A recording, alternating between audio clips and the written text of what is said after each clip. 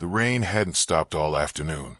It came down soft, but endless, blurring the lights of the small-town cafe until they shimmered like ghosts in the window.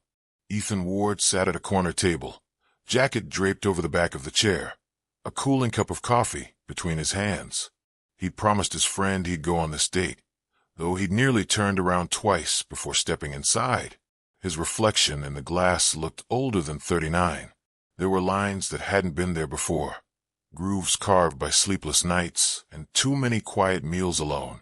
He turned his wedding ring once around his finger, an old reflex.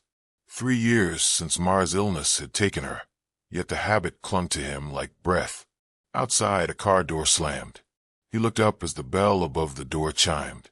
A woman stepped in, shaking droplets from her coat. She paused, scanning the tables until her eyes found his. Something in her expression flickered. Surprise, recognition, then something softer. "Ethan?" she asked. Her voice was calm, low, like a note remembered from long ago. He rose halfway. "Clara, right?" She nodded, smiling in that polite way strangers do when trying not to seem nervous. She was beautiful in a quiet, tired way, shoulders slightly tense, hair pulled into a loose knot, eyes like gray glass after rain. She slid into the chair opposite him. The light caught the faint scar on her wrist, a detail he noticed without meaning to. For the first few minutes, conversation scraped along the surface, safe topics, practiced laughter. He told her about the garage he ran, about how his 8-year-old daughter Hannah drew on the office walls with chalk. Clara spoke of her design work, the endless travel, the apartments that never quite felt like home. When the waiter brought refills, Ethan thanked him and looked at the steam rising from the mug. "I haven't done this in a long time," he admitted. "Dates?" she asked, smiling slightly. Anything that didn't involve bedtime stories or invoices. That made her laugh, and the sound surprised even her. Then, without warning, he mentioned his wife, how she used to love this kind of weather, how she'd leave the window open to listen to storms. He spoke quietly, almost to himself. It's strange how silence gets heavier after someone's gone. Clara's smile faded, though not out of discomfort. She understood.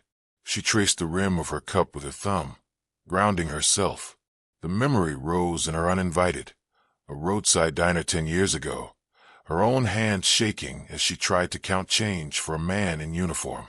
Back then, she'd been broke, rejected by the nursing school she'd pinned her life on. Her mother gone, her father long absent, nothing but debt and the dim hum of neon lights to keep her company. That soldier had noticed the letter crumpled beside her register. He'd offered her a refill she hadn't asked for, told her he'd pay the tab. "You look like someone who forgot the world still turns," he'd said. She remembered every word. Now, sitting across from him, she saw the same tired kindness in his eyes, but he didn't recognize her. The scar above his brow was deeper. His shoulders had learned to carry grief, and she thought, maybe this is what full circle feels like, meeting the one who once saved you, only to find him needing saving now. "Do you ever miss it?" she asked softly. "What?" "The feeling that tomorrow might surprise you." He gave a small laugh. "Miss it? I think I stopped expecting it." She wanted to tell him he shouldn't have, but she said nothing. Some truths were better given time to find their way out. The rain thickened outside, pressing shadows against the glass. The cafe emptied slowly until only they remained. He asked if she wanted another cup. She nodded. The second round came with silence that felt gentler than conversation. At one point, she excused herself to the restroom. When she returned, she found him glancing at her phone left on the table. The lock screen showed a photograph of a neon diner sign, half lit and crooked against the night sky. He looked up when she sat. "That place looks familiar," he said. "Route 79, right? I stopped there years ago." Her heart tightened. She studied his face carefully, realizing the moment had arrived. "It is that diner." He frowned, searching her expression. She took a breath. "You don't remember me, do you?" The words hung in the space between them, trembling like glass before it breaks. "Why should I?" he asked gently. Her eyes shimmered. "You were sitting at my counter 10 years ago." You'd just come home from deployment. I was crying because I'd failed out of school, couldn't pay rent, thought I had nothing left. You talked to me. You told me the world still turns. Ethan went still. The sound of rain vanished for a moment, replaced by the memory of that lonely night. The girl behind the counter, mascara running, her voice shaking as she said she was done trying. He told her to keep going, bought her dinner, then walked into the dark, thinking he'd probably never see her again. That was you, he whispered. She nodded, tears slipping free. I got back up the next day. I found a job at a clinic, saved enough to start my design business. I just wanted you to know, you were right. The world did turn. He looked down, fingers trembling against the mug. And now it's me who forgot. Clara reached across the table. Her hand covered his. Then let me remind you. Neither spoke after that. The silence felt like prayer. When the cafe closed, he walked her to her car. The streetlights cast pale halos in the mist. She hesitated by the door. You have a daughter, right? Hannah. She's lucky. She keeps me alive, he said. Then, almost shyly, maybe we could all have coffee again, without the blind date part. Her smile trembled. I'd like that. 2 evenings later, Clara drove past a sign for Ward Auto and Repair and pulled in without planning to. The air smelled of engine oil and cold metal. Hannah was sitting on the steps, drawing with chalk, her hair tied in a messy braid. Hi, the little girl said. Are you Daddy's friend? Clara smiled. I think so. Hannah showed her the drawing. 3 stick figures under an umbrella. One had long hair. That's you, she explained proudly. Ethan appeared, wiping grease from his hands. He froze for a second, then smiled faintly. Didn't think I'd see you here. I was just passing by, she said. Your receptionist said the coffee machine still doesn't work. He chuckled. That thing's as stubborn as me. Inside, the small office smelled faintly of soap and old paper. A photograph sat on the desk, Ethan, his late wife, and baby Hannah. The edges were worn soft by years of handling. Clara looked at it quietly. You were happy then, she said. I was, he replied, his voice raw. But happiness changes shape. I'm learning that. She helped him tighten a loose screw on the heater. Their laughter broke the weight in the air. Hannah sang softly in the corner, humming to herself, the way children do when they feel safe. When Clara finally left, she paused at the door. Ethan, he looked up. Thank you, she whispered, for saving me before I even knew who I wanted to be.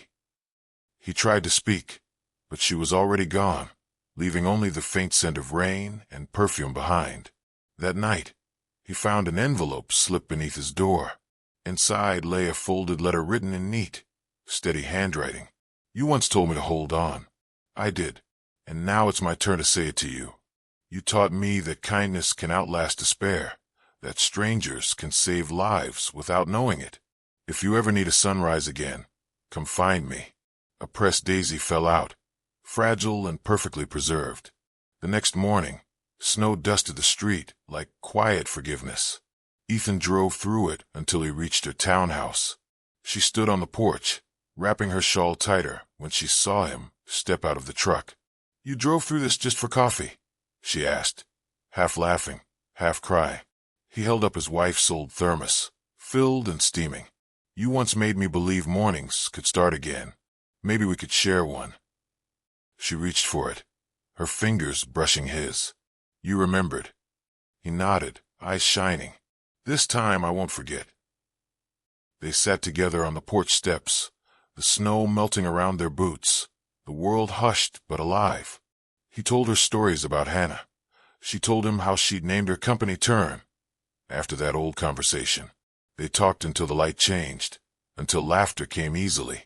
When he left that night, the house behind him glowed like something waiting to be lived in again. Weeks later, sunlight filtered through Clara's kitchen window. 2 mugs sat on the counter, one chipped, one new. Hannah sat at the table, braiding Clara's hair while Ethan watched, arms folded, a small smile playing on his lips. Outside, the world looked ordinary again. Cars, birds, children shouting. But inside, Something fragile and necessary had been rebuilt. Clara turned, teasing. Still think blind dates are a waste of time? He grinned, the first true grin in years. Only until they find what was lost. The sound of coffee pouring filled the room. The steam rose between them, curling like breath shared between two people who'd finally found the quiet they'd both been missing. Later, when Hannah went out to play, Clara placed a small frame on the mantel. Inside it was a photograph of a flickering diner sign, half-lit, forever glowing. Beneath it, she'd written in neat script, "The night someone remembered kindness."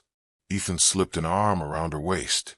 She leaned into him, eyes closing as if listening to something only her heart could hear.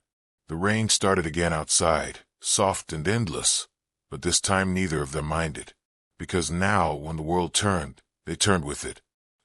Sometimes the person you save comes back to save you, not through miracles, but through the quiet grace of being found again. If this story touched you, subscribe for more stories of second chances.